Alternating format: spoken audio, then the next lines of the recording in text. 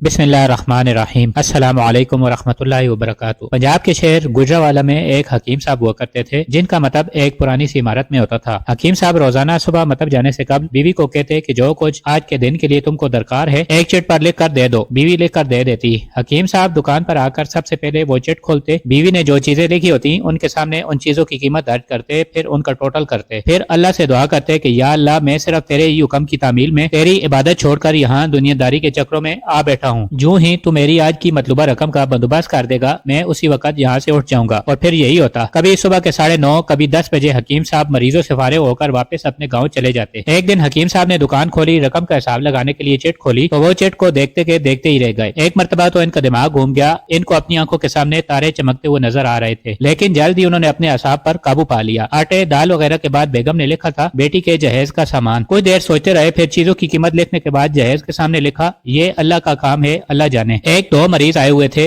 उनको हकीम साहब दवाई दे रहे थे। इसी दौरान एक बड़ी सी कार उनके मतब के सामने आकर रुकी। हकीम साहब ने कार या साहिब कार को कोई खास तवज्जो न दी, क्योंकि कई कारों वाले उनके पास आते रहते थे। दोनों मरीज दवाई लेकर चले गए। वो सूटेड बूटेड साहिब कार से बाहर निकले और सलाम करके बेंच पर बैठ गए। हकीम साहब ने कहा कि अगर आपने अपने लिए दवाई लेनी है तो इधर स्टूल पर आ जाएं, ताकि मैं आपकी नब्ज देख लूं, और अगर किसी मरीज के लिए दवाई लेकर जानी है तो बीमारी की कैफियत बयान करें। वो साहब कहने लगे हकीम साहब मेरा ख्याल है आपने मुझे पहचाना नहीं, लेकिन आप मुझे पहचान भी कैसे सकते हैं, क्योंकि मैं 15-16 साल बाद आपके मतब में दाखिल हुआ हूँ। आपको गुज़िश्ता मुलाकात का अहवाल सुनाता हूँ, फिर आपको सारी बात याद आ जाएगी। जब मैं पहली मरतबा यहाँ आया था तो वो मैं खुद नहीं आया था, खुदा मुझे आपके पास ले आया था, क्योंकि खुदा को मुझ पर रहम आ गया था और वो मेरा घर आबाद करना चाहता था। हुआ इस तरह था कि मैं लाहौर से मीरपुर अपनी कार में अपने अबाई घर जा रहा था। एन आपकी दुकान के सामने हमारी कार पंक्चर हो गई। ड्राइवर कार का पहिया उतार कर पंक्चर लगवाने चला गया। आपने देखा कि मैं गर्मी में कार के पास खड़ा हूँ। आप मेरे पास आए और आपने मतब की तरफ इशारा किया और कहा कि इधर आकर कुर्सी पर बैठ जाएं। अंधा क्या चाहे दो आंखें। मैंने आपका शुक्रिया अदा किया और कुर्सी पर आकर बैठ गया। ड्राइवर ने कुछ ज्यादा ही देर लगा दी थी। एक छोटी सी बच्ची यहाँ आपकी मेज के पास खड़ी थी और बार बार कह रही थी चले ना, मुझे भूख लगी है। आप उसे कह रहे थे बेटी थोड़ा सब्र करो, अभी चलते हैं। मैंने ये सोचकर कि इतनी देर से आपके पास बैठा हूँ, मुझे कोई दवाई आपसे खरीदनी चाहिए ताकि आप मेरे बैठने को ज्यादा महसूस न करें। मैंने कहा हकीम साहब मैं 5-6 साल से इंग्लैंड में होता हूँ। इंग्लैंड जाने से कबल मेरी शादी हो गई थी, लेकिन अभी तक औलाद की नेमत से महरूम हूँ। यहाँ भी बहुत इलाज किया और वहाँ इंग्लैंड में भी, लेकिन अभी किस्मत में मायूसी के सिवा और कुछ नहीं देखा। आपने कहा मेरे भाई तौबा इस्तिग़फ़ार पढ़ो, खुदा रा अपने खुदा से मायूस न हो। याद रखो उसके खजाने में किसी शय की कमी नहीं। औलाद, मालो असबाब और गमी खुशी,